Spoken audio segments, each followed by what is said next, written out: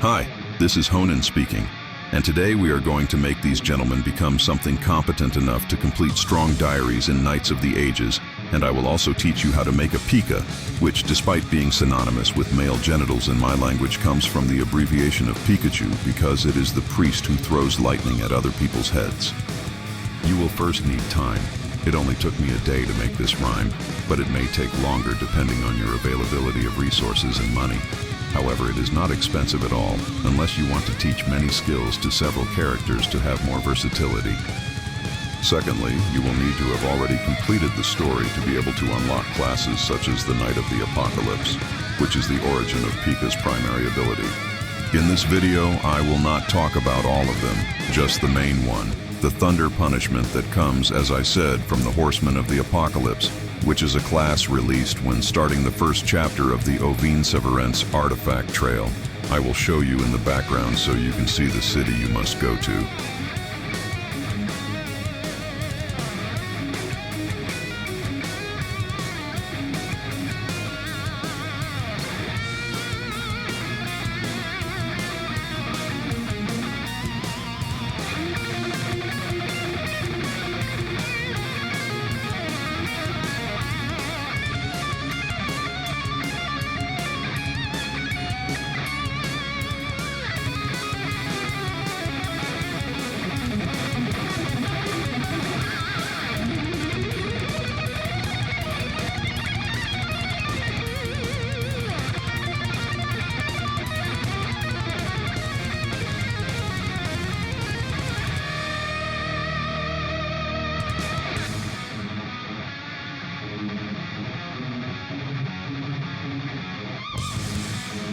After that, just make one of your soldiers turn and evolve it until the skill comes.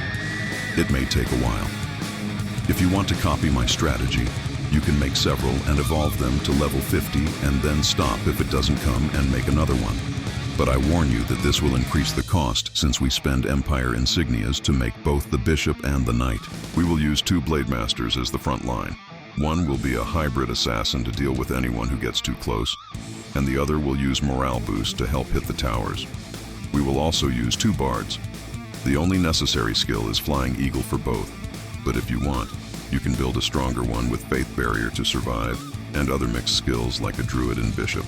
Finally, 2 bishops.